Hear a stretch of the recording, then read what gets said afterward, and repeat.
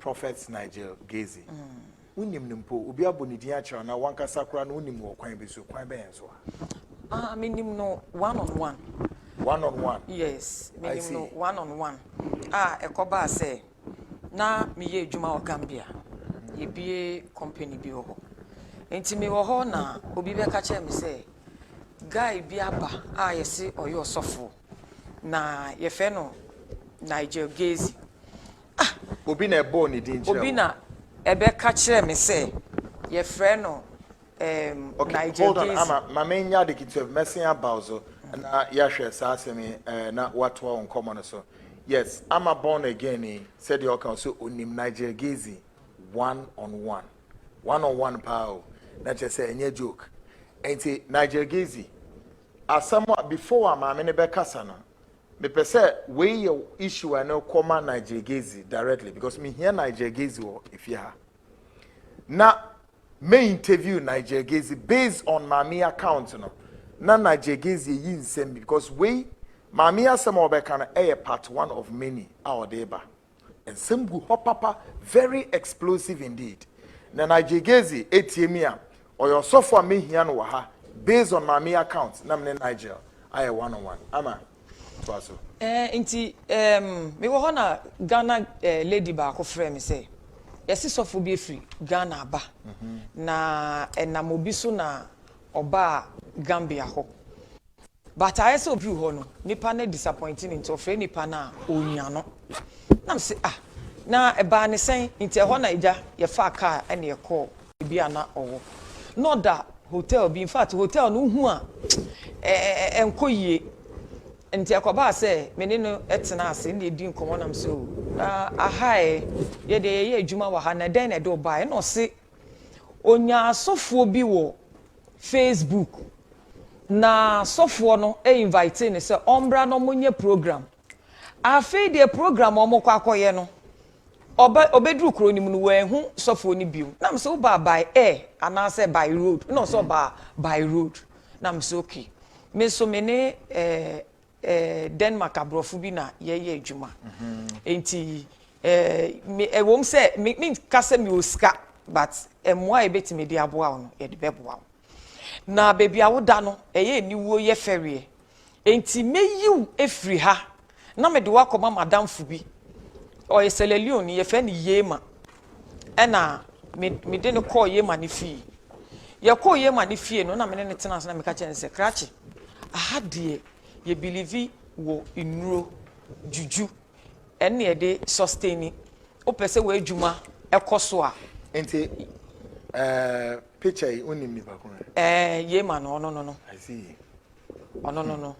enti me de ne call gay fie na lady so ne boyfriend bi net Orlando no to efie kese de ma no na me de Nigel call no san tailoring shop enti eba ne say ye try say ye be hihye say obeluku neat say ne be ya ye presenting na yes ye presenting ma obia anase sofo anase mpanyifo aye ni mom because na me ne ministers no na na eye adwuma because of me, Gambia, huh? yes me product na me use no ebe hia ma minister of health I see senia ye be ya ye de ne kɔ mpanyifo ne ho a obuo bi ebeba ono Nigel no ho na guy lady ne pam kaftan e de ma no nti ye wo mu a na me ka che ne say okay sisi ano adwen ne sen no say only choice because sisi ano asofudie no akoye say ahunya pepe se uniska ache say un show up nti no konyon de obefa so a obesucceed no e no pe na me so okay nti ugitum say me introduce wa mo bi no say an nti na me o malam bi e fe ne mbemba and my friend no so mbemba yes I am malam e Gambia ho yes and also okay sadia fanebra na me de no ekoe enti yekoe no kire se obisan se den no pe no se opetumi a odibedi yie eni ne ese oka asem bi a obi abegya tum Nigel Gaisie na eka say yes enti oba ye na yekohu papa na nyankomade a yebeye moja ono no mu ye nyankoma niema oyeye eniema papa ne nso de ma no kawa eni niema bibi odi begu ne pocket na ayese edua ayayam nti odi ade ni gu ni pocket ni mu a owo ho before beko asori ne ho no asori dan ni mu no owo office wa na oyi ade ni won pocket no wetu gu ni mu na wawe nti eno eni edware na before be take sa rituals ni nyina no ye bisa se metimi aye ne witness ana when e bisa asasa malam no se ayese ni akohu odansefo ne hoin enti no mimi nginem ayese guarantor bi ma no na me say okay mate na enye Nigel ne first pastor medina ko nuru so before ameko Gambia yet Ghana ha asofo azapa na ye ne omonam yenom na ye na ye asofo binum omuguru se ma na omobefa ye ndi ye nkọ asori oman Ghana ma Ghana ya aha ebi wo mu share o beach na omo ba ne ahihye ade no nti sofo no be sponsor yen ntade ye be hye haircut ntade niema ye be ye nyina sofo no ebe ma yesika ne akwesa shopping ni nyina nti ye ko asori ho a no afre ya ko office o say mama ye di paper twa fake dollars ekura yen obefi say dollars enti no monje ma reserve front seat na mamo se me bosike bi a foreign currency na na mo asori aba nti ye girls 4 ne ye tie ni mo ye te wabo se na sofo ne say me pema e ko Dubai e ko China eko ha kofa niema beton na senior ya address ni nso nti asori for na ejo mo hu ye hu fi say ye na ye classic women no wo be hu say ho na no mo say okay when e wo $500 on me bo for manyame sometimes $500 enye sika kitwa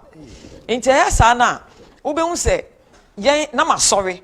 me sorry a o se when e benya e bia dollar say fa ne say 1000 no about 500 sa na ba go down nti bo se yen phone nyina ye ba be salai ti e be gina ho a na sofo ne de atemdidie na kogu omo ma ba sorry dem ne say mo tete ha obi wa ha wa ba ha de bia o pese mi hu ni free mi ma ne oil free obi enene ne first time wetu ni nesi asori ha eno na oba be bo afole ene $1000 ma mi bie unsem na me hwe na obi anka se mi di atro nti mi bie mi nsem na wo be hu dollars no no copies no wo paper ne so nti wo be gie di se me ken so bi ti asori dem wo hu dollars da nti wo hu scan pe na wo 2 million ni 10 million ni 5 ebi mutimi sorry free asori dem wo dwane kofie ko bi o mu person yi sika ne de ba ebi ana de kotua light bill ebi ana de be kokwan so akofa niema but ne yen ya ye ni nti obo se no akwa kofa sika no na de aba nti mi kire mu nyina kire Nigel say we nye first time asofo nia mitimi so asofo nsa de omukọ bani ye dware om ye mom nduro mom de bedi yi ewo Ghana ha enti wo nye first na kwentu na mama ko didi ma na maba be pie ha enti ni so pa o hwe ni semia obaye na oba by road na o hwe se ni obe free ha ba obe free Gambia wa ba Ghana no waba be di yi no ne na o compare to na etwa se odi yie ansa na wako oba Gambia no oba by road through Nigel Gaisie Hamile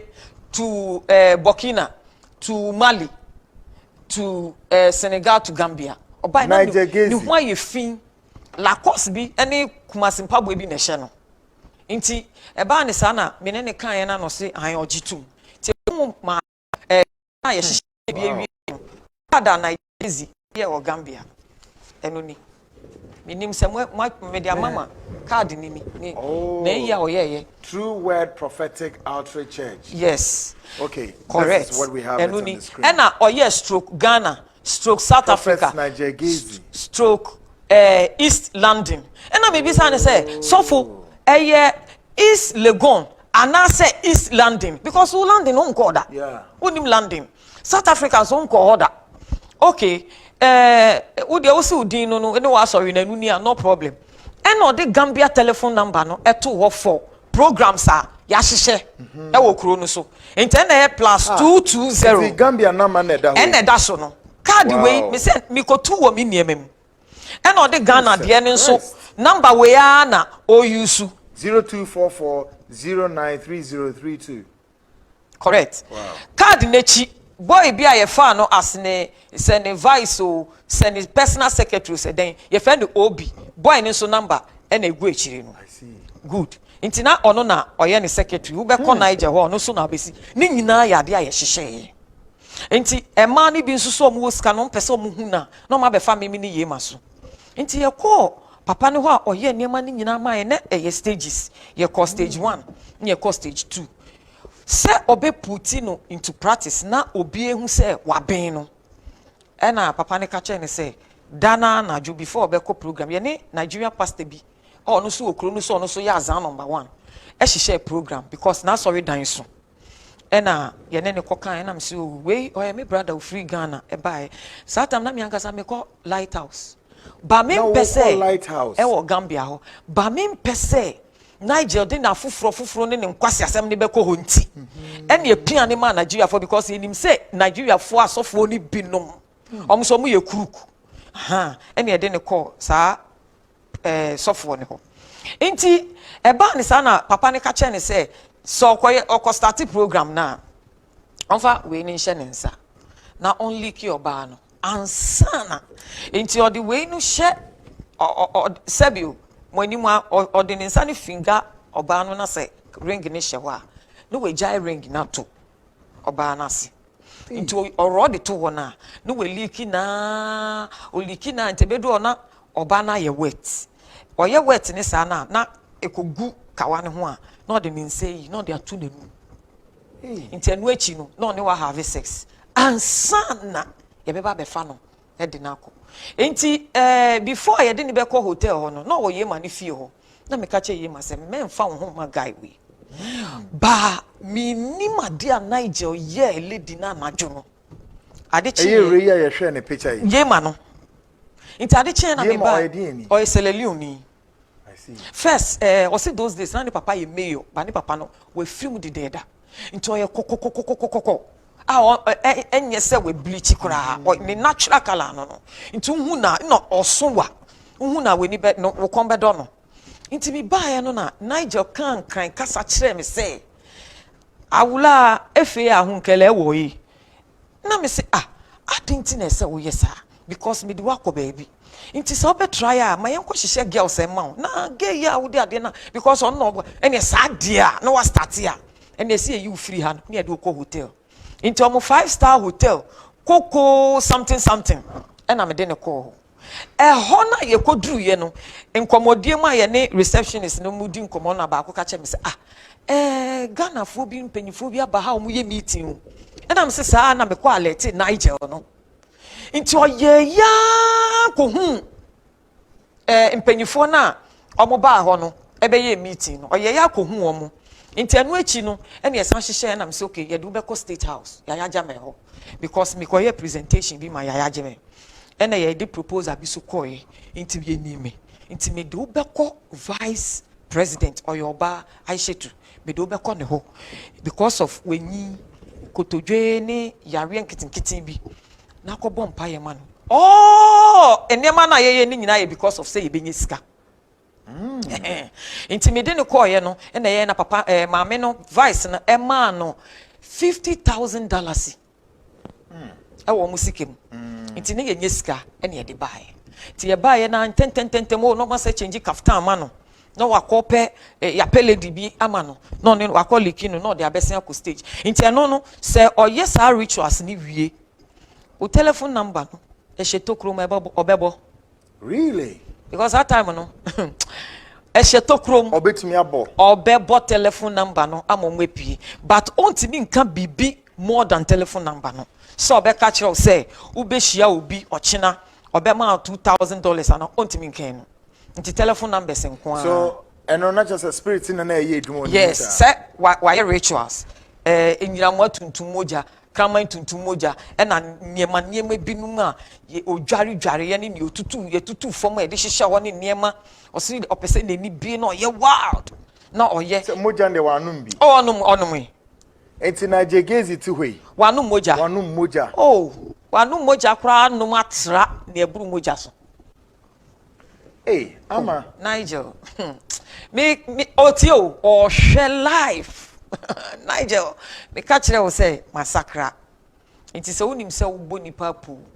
Now would the pet hunya sacra ne frim. But me beka ye no, ujina wa sorry them ka say me I will suffer. Say me suffer na me ko heaven na. I prefer say me kan okre na ma ko heaven. Chen say me fo uboni awo yeso. Great. Me to so me we hear comments be about the girl lady no. Yema. I say na we be say question be say me to say ye. Okay. I had to say Nigel and it's a girl no have an affair. Omo die. Omo die. Na chenye so ne da na. Because oye madam fo e no ye hu nipa. E na girl na mene no Nigel obekai ade we Nigel nsa. We ne nsa ba ring na ehye no na enye we ya. Enye we oh. Se ne ati no hu a obe suspect say occultic ring. Really? Enti no we no sika we nya e na akwakobo gold e na ode ato ne nsa because we so enye ne marriage ring no. Okay. No ba se be some questions because me bia ye was free e wa kra ha e no bi sam se unim lady we na me say I no say ono na me ware no e no bi sam say wo fa top ho a wo kodru ha wo say woman bi ton banchi wo kiosk ne ne me bi me say I o say me ma me no enti no ni kasemu no ebeye say onwenfo bi ba or struggle senka obe meki na kodi ahwe ebusia ba me ka chem say ne Nigel ye nyina wa va ahwe ebusia enti ye ma no de ne ba mu no in fact ha me because all can group na ye hihye ade ne de ama wo no ye ma ne wo kro ni so ansa na me ko because do ye no ne me ya adamfo nto no kire me route ni nyina me ne kokọ ba bi bebre nti se bibi ni na se mo tu pe mo da building mu a nka se wo de test yo no nti eno through that no e be a movie Nigel na de ne call 5-star hotel no ne de ne call nti ho no anu start no me ma ne ho so ho na wakọ ko hu vice so aba na wabe ya announcement wa sorry say one ne sister chese me yakwa ko hu vice any say ni say wa hye ne nkom wa bompa ya ma no na ne ma mi ni hu bida ene we hu nti bon sa sorry no na we di scare ba na we sorry ba to $5,000 $2,000 no mu di scare ba sa enye sika ketwa really nti sa time ni nyina so me ana me hwe ni nuane no a menu aduane no mi kodi dwa free market na me de akomi fie na me miti baby the Costa Road Brono bi de fane say Madina ha na ye wo ahanum junction no mo junction enti Costa Road no na me wo Willing Gara ho na me wo ho shop me dynasty na me shop ne wo no Nigel no me de ne ko ye ma ne ho e wo Senegambia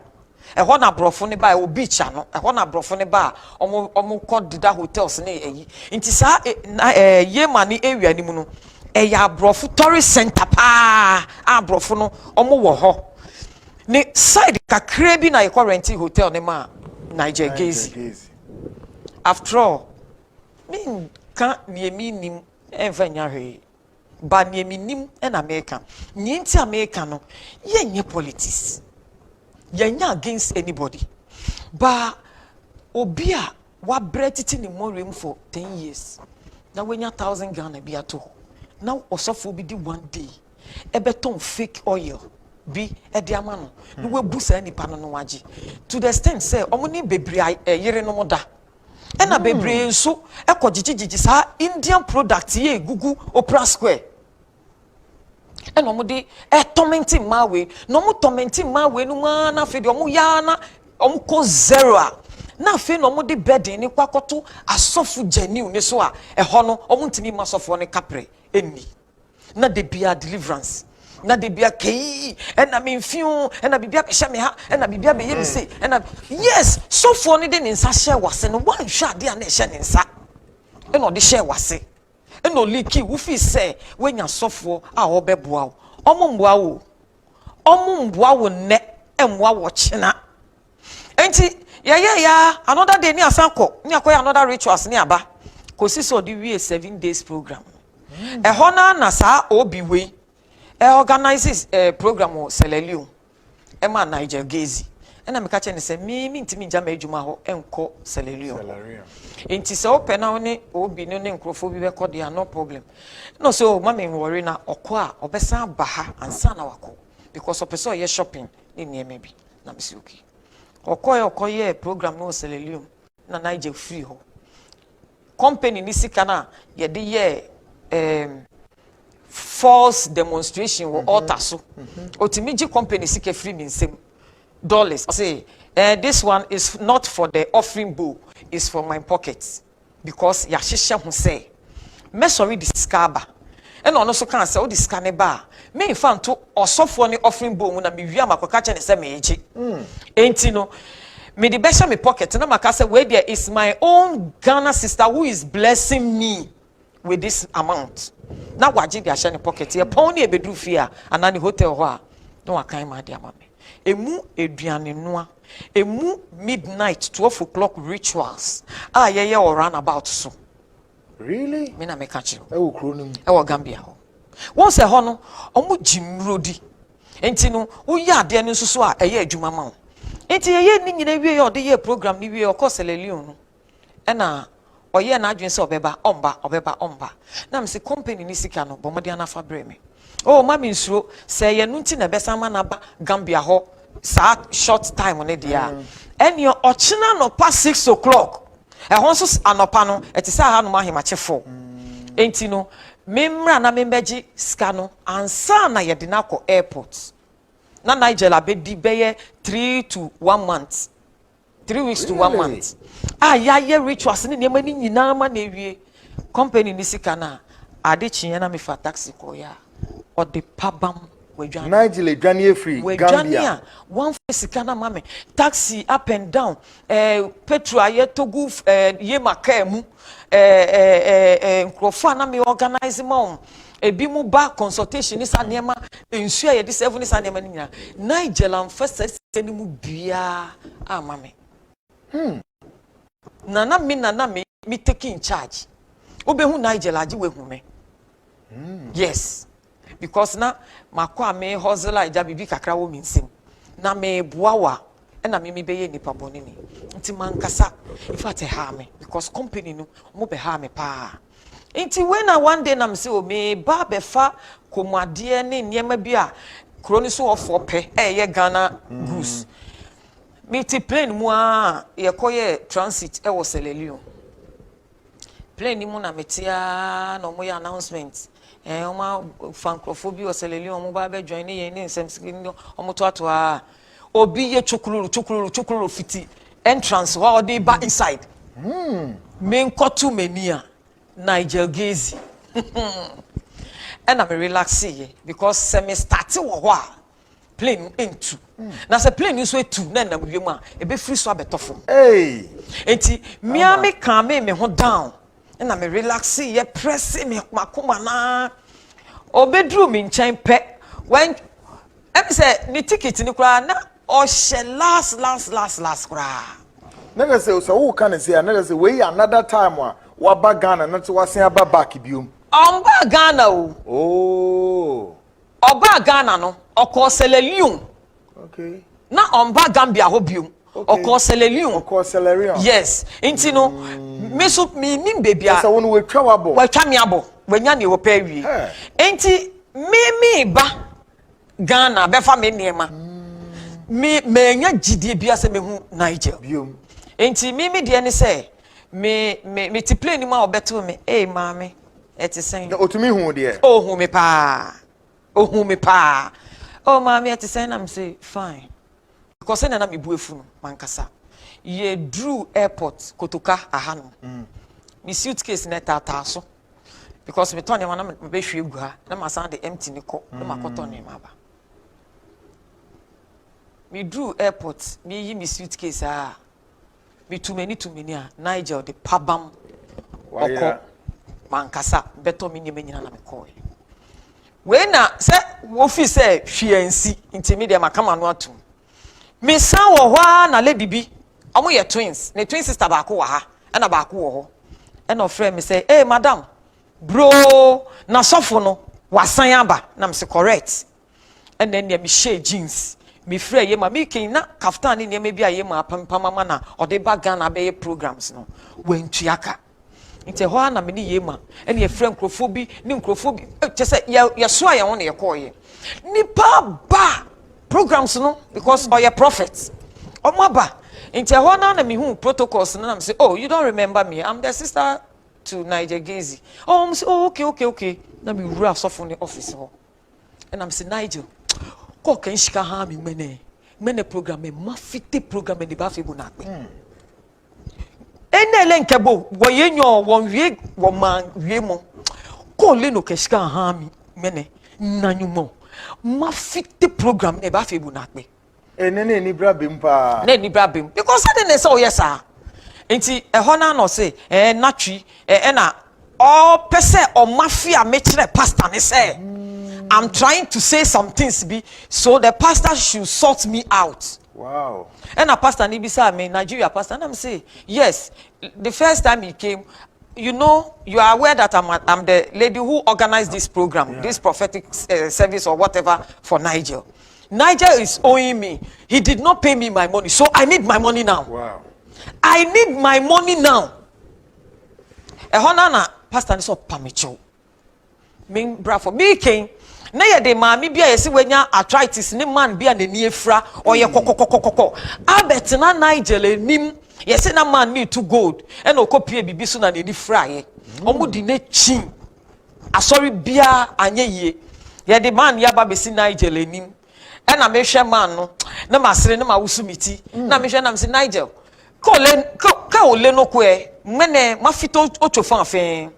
mafite tofan no onye ochuni ye bie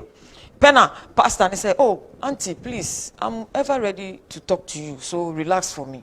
Na me nya abutre, na pastor ne pa me chew say, o pa me chew. Problem be e wo ho bia, obeya akagini mu. Na ye wie program na, obe frɛ me no afrɛ Nigel, na yen settle issue no. E na me see you, na me gi apeni, na me pie na me call. So o say me kire pastor no, so o kan adan yo, and dey me chia say me nim. Afi de, so for yan frɛ me biom, mante ne nke biom. Na me say okay when you di nemu a na lady bia oye after ye mo no so selelioni no ye teacher lady teacher okay Nigel so ne lady ne die hey lady no Nigel call first one no na lady ne yare no phone an ye problem no na lady ne talk no wuye into wuye na me call papa ne ho malam no na say ade no no say rituals na you know say yen kan cho say kofo bi bra yin twa no mene but this is the way omo be form de be demand moja nti madam fu ba ko no kra kokko no onu so kra o yare ba no bewu na mi hu kwan ya me fa so me ka che yema say what the guy did with you no you are about to die so get up and do something me nka because me ni mienu ne yakwa ya ade nti ade ni yenye wie esese na mitimi sorry ba beka eneja me kama no tumu no fu na fi se ni ade ni kika ko maybe a oni omu da wo me kwa me nya awe eni seleli ho nso koye maybe okotisi omu so oni omu da ye na fi ngwa se na eba no na ese me ye na me organize me wote se na me ba holidays na me fa free crew ni na me ton me binu tutu to the chicheye na me bu mi ketem away Ghana ti me buy na ja me beto a me adwuma so me de asofo no mo pa ahyawofo ma no ene enkrofo bi a tycoons bi o pa ahyawofo ma me de nieminimu no na ma ye ti me de me jitu mu se me no me nyanya me sumuni me nji Kristo ndi ba niema me nimu a ye honhom niema a me ya me so menye bibi de abo me bra na me nti wo ye hyelempele a girl a esi tonku to atade to human hair fa we bra me nye niema ni nguso eno ena na me ya na me dididi ena one day me ti wa na bibi ball me pono me ko bi me hu bi ade ne sane ba me dem ena munkum bi ebete edan ne soro se na me ti voice wo say I did not send you on this earth to come and do all these things. Pack everything and set fire on them. I, Christ, has come for you. Now I say, wow. It's not me feel say me ndro ni bi. ana abosom na me share me niema ase wo Ghana ha SS time ena ye initiate me but ade ne koba say yes ade ne koba say ni owo me no wendi nokre me ma me owo me no wendi nokre ama be ma one ne wo me enti ode me koma be ma foforo no mutwa moja gu me nan so ena ye amamre ma me ne edi moja ne bi ka me moma so me techere ma so ena edi bi ma ka me say that time na na mo initiate me minim ti meda meso da ye bia na obi ne meda meda meso da ye na obi ne meda na me de call SS na me ko hia me buru nsam nso wo ho na o introduce me into occultic practices janajo ne ekobush ni akoshishi jamani sa nema no na me de fio na me de besin call girls school bi na me ko pollute girls ni bi na me de fio na me de ba Accra ti Accra ha na obi so hu me no se no wo no se ne we ni so ohye no me pese me introduce uma group bi and I call you say, Yadimi Koshe secret society beam. And through that, no, me ana maso at my dream one, I'm stubborn. There were mass secret society or on my way. And your money mema mix. Oh, yes. Ghana ha. Ghana ha. Manugum. And Memagum. And ye baptizing me, woman. Ye baptizing me with blood on evil altar. Enti enumu no na me say okay we no esese me nya ban boni niema bi di ka ho na me tu kwan ko Togo na me tu kwan ko Benin da ho mani ketu ni nasefo tokuru ni mu nyina menim ho na me di wurewure mu na makọ Lagos na makọ mu nkura nase na makọ di nuro na maba na me firi na makọ North me tra North me ko ayi ye ka ne sen pagane nasefo de ye ende concert bi keke crocodile pool se pon na wo ho no ye ko ne de yetimi fa obi timi besama obi se asumesi ye ni se mame ana chichiri ni ye die na ebusua na opa ye ho dodo na ya de ne achichiri ne de ahye nentwina mu ana se ye kodru pagawa ne ato akoko ne ye pia de na hye akoko ne minim ne akoko ne ye kwan ne de gina crocodile pool no ho se ya na crocodile na ba me want pictures on my phone so crocodile ni bi we nya 100 years ni nsa ba ko say na ate na aka guru ho no say aha ne carnation jom minim hopa ye di free ho na me Burkina Sikaso bobo eni ni inside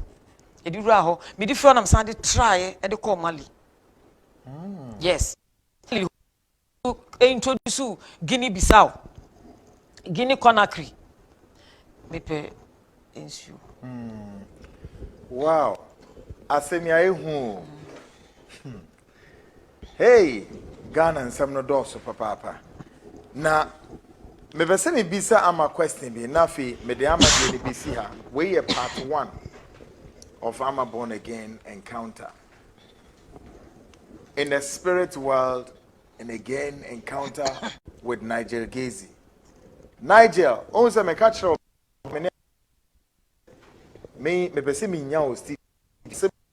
wild allegations. So that be answers. But before I'm not maybe so as me say.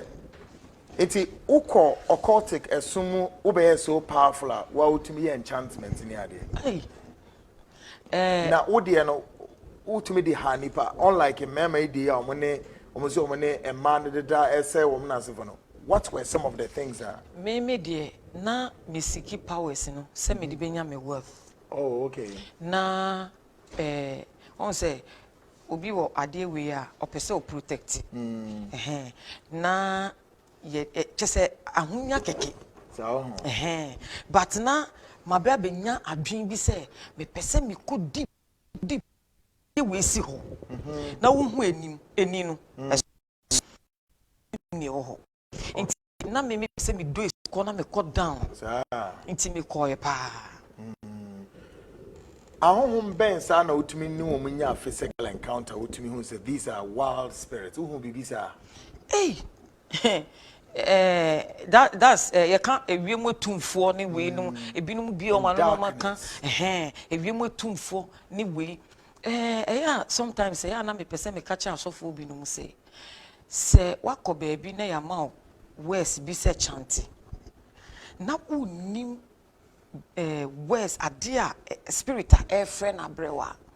eya na bebre no omunye careful ebi nso out of minim say anxiety o say den you no mabubo spirit bi din say omagitumi ye wo wild spirit bi num a anadwo e no mu operate na say spirit ba ku gina ha ne ntaban no opurumu a ebedru be ka ne shitu kaso akra ene ye wo ebi nso mo de eja ene eba ntu hu eja na eya na confuse asofo ni binu mo hu eja na no mo say nyame na efe mu ba yes ye wa bofo binu mu a ehu eya na me mpese me bobo ebidin because bo ofisa wa bodin ni keke obo se no aba na o haw but high hierarchies ni ye hu niema ye hu spirit ni hu spirit go deep down the sea. Yes. I see. Oh, woman be odi echinie na on the na say okay. Yanko akosombo bi e pai kofa water region ho ba bi na yenye experiment bi na hwe na. No ho no na me ye me spiritual me wedding. Ho na wo ye wedding. Wedding na sign na mo ye. Won say ye twa moja ne gu mi nan so na ye initiate me collaborate na ebusuafo ni nim se bibi na omoye omo de omo se amamre nti meda na mesodae na obi ni meda mesodae na obi ni meda mesodae na obi ni meda sa mesodae na obi ni meda ni mu no ene copy se me di ko SS ni sa ne ma ye introduce me and ye de me copy sa so ga copy ne ho no nti me copy ona bofo no ofri epunimu a no abelink to akosombo ni eno ka che me say woman no gina so ho no mo frɛ no be gina nsuo na no na me ko gina nsuo na no say okunu a wo be ware no asase so o wo sai puwe mu enti se wo ye ready say wo be hia no be say be hia no esa se me pe hu nti ko yes amamre ni nyina all bana no di proposal ba say me ready a obeye me ho ade na okuta me wedding be or the invitation card. And I'm see picture be no see no problem. Me prepare me na me bra for wedding. And me buy ya picture bi a me kuta me phone wo me fie me dem. Me twa selfie. Na sa picture na kwa kopie ho a okuta o de asem we ye kan be fi say agro but ebinum kɔ hɔ na mo nim ne ekoso wo pa. Enti emu hɔ no na me di mu na me ko prepare inviting crofon ne ekɔ ye wedding opie free nsuo nim ne ban na me so me ko hia no nsuo nim so ga ko be bridge na se akosombo bi na da hɔ a ekɔ bopu mu a ebi mu aye fish pond na se fo wo mu no sa bridge nim enti woman ni di echinie na ye de ne kɔ na me se okay on fa efie kosua akokɔ awa efie di a watu kosua na mo fa efie kosua no ene ye kan west ni gusu ye tutu nsuo nim na nsuo nim bai mienu street demo a link here to see to na unhu ensuo na road pe na unhu nti ube hu say road I be a street light sisi so a ube nam so a untimi ntwa weni enhwe wechi ube hwa na waduru honom na ne na ne ope no na akwakoye wo ebi mu di omomakọ so mu ntimi nhwa wo nti omofo mu na mu de nkola na kọ akwakọ na de omokopoase sa experience ni nyina menyae wow. Beni, uko Beni, be sport ni bar binum wo ho. Daytime, omun anajo from this time. Na be said that the sense just so ehuru. Ensane niam ye hihye wo table so a ye be I say ye be no pepper soup. Ko be ko mu no na nipa nam ene ye no. Ghana he ya ye wo, ebinum so be ye tirimodinfo say. All beton kebab wo kwan ho. But odi nipa part binum be frafra enam. Enti enema de mehu bebre. I see. Enti ye no be di sa nkomo yi. Na we bie niam ni bi so more na Ghana for ne hu. Exactly situation e wom. Ekure ye keto be but emu ye hu pa. Emu hu pa. Na wan hwe ni ye a unkom. I see. Eso. Ba wan hwe ye a unkokuru nim. Enti me di free ho no ma me di ba ya eja nam saa me benya me be ye born again Christian no na am say o amatwe o makom ni nyina menya botre mo a menya mo no na mafrɛ mo mo a minya mo nso no mo te me nka o radio so ni TV so a enu na hwanem na wo kan Nigel no mo ne ba ku ya no wo Taifa Burkina Ekwefense bili no mo ne hwan no mo ne bebre po ebi mu kura mi re fi omudin Kumasi nso na ebi wo ho aye se fe no osofo adwongo bebre me na me de omukọ ebi susu request for rituals ni aba be ye wo ma sorry dem no mu gina pulpit so pulpit no ni ye de efu opinfo esie ni life wo ni pulpit so sa niema ni nyina Ghana haya enye ba bi ewe chiri no ma be gina no mu ye ebi ni eyi ni osori ye ya o se fe no obutan ya obe bo tons ni niema ni nyina ye ade a ye hihye ye hihye to so for ne ya we oba ya na was start no odidwa e wa sorry dem Inti true that na me be born again Germany na radio stations ni TV stations ni bia na me didi nkomo anti me ko pa Akwesi Miss Pa show so na one day me ko no na me Nigel Gaisie billboard oni asofo binum ye program no na ye program no we invite asofo ti me ko ye be pon na me se pa akwe bi de me ka wo Gambia Odi misike adwane abagana na me hu ni o se me pa chombo ni din wo de yepon a na me see you ti yepon na me explain kire Akwesi Miss Pa say Nigel Gaisie kwan a me de ne fa so wo Gambia ni e na kwan e ono so de me fa so a misika be di ne ho enu ni enti me pa cho as a presenter hwe na gisika ne mame beginning no na ehu because na yese o hye nkrofo nkom enti wo ni se ne wan a wo koyi weni mu apie se oko atake na na sa oko bisa de nsem bi ne na ho maso no nti ya na pa Akwesi de ja o forget kakra na me nemu January I think say 19th 2018 na me ti say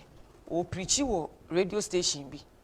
na me frɛ presenter ba ko na me say guy na o preach wo ho no o de meka ntimpa cho jima de ma me eneja guy no so frɛ Nigel Gaisie eno kro frɛ na o ka asɛm na che no o deny so ndi onimo bia onim lady bia no so onim no okay no presenter ne frɛ me mame baby a wo bia shatade na bresisi ya na me see you na me fa taxi me nya dru vision 1 yard ni mu pɛ no say oh okay afa na makan no as your family bi ni we na omo invite me say me yentena ne car ni mu na yenye meeting nti etena ne car ni mu ewo radio station anim ho a ye vision 1 ene etena ho ene ye meeting no gitu mu say ai me ye aduane ma no na ode meka nti obetua na we hu say ye sika na me pe nti obema me $5,000 na me say me nche o $5,000 me say me hia me $500 eno ne company ni sika na ne akeka nketenkete ne de ne ye nyanka ho asem no ye togbe nti ina nke be ye ntokwa na presenter ne pata yen na osi boy ba ku ndi nechi no monko fa onko chiro onko fesika no ma no no fa mbre me nti na ma adwen nyina ne say o de me $500 no cash ene de ba boy ne ko ba ya check ene o de ma so the check ne ma guy ne so fa mbre ya osafo no fa ma me no eno ka kire ya osafo boy ne say o me ka nche ya osafo no ka kire me say check no de ama me no ya sorry check nti on pese mema obi ehu na msisa wo fi say wo ye smart na wo de ma me wie na so china nko be ka say wa ma me bi unim hwia na me ye ne den na me de check ne koto bed so na me twa picture as evidence na me de to na me frɛ nkrofo miense bia na yese omu challenge me na me say guy no wa sign check say 2000 amame scan kro ntwe wie check ni ho check ni nie pe the Nigel Gaisie handwriting eno na guso no 22nd January 2018 nche bia sa enche Satam no so wa hihye ebo ni honkom ama na me se twia kai hwan Nigel apu Nigel de minim onyankom ade ana mu ko ye koji nema ne ma mu wi a wo chichiro wo ne de tu obi so a se nipa ne kra ne nye den a na mo amakọ nsuman nanim no akwa ko groups aya amamra ye niema na wa ya na nipa ne wowu ana odi agidin enti die na eye prophecy awomaaye so moko chance egu nipa no so ye fra on say nipa ekra say ye fra okra no so wo nya dia okra ha o I see ye be fra obeba sisi ya minim kofo bebra ye niema ma wo mo a o opa ukunu wa broche na so wa fina ye ma oni oba bia na anadwu bia beba Ghana ha ne kra beba Ghana na oni wa beda enti saa na wo fra obi ekuna eye bibi simple bi by depending say nipa no ogina right position na ogina ho de ani obenya no one time ene won ye ukogina busum nenim suman nenim na ukura akokɔ nti akokɔ ne wo bo sa wo so no ye fion na wo kan asɛm na sabusum ne so eje akokɔ no na okum nipa ne ma wa bo sa na akokɔ na kana no atum ɛhɔ na wo de na wie so nti mi ti sɛ ɔyɛ sa neema no na me nso so mi wɔ evidence of the check nti nkomodie ma na me say guy we onye prophet o yusu juju konuro so sisi akode me de ne de o say ya pito watra no se say okọ Israel okọ Jerusalem okọ hwan na eno a na ye India na obi introduce no mde ne kọ a so mo kọji niema ne de breno so no no kọ hokọji o Nigel Gaisie or ye dangerous than virus ya by coronavirus or ye dangerous dangerous. Ama, me do be see for the part 1.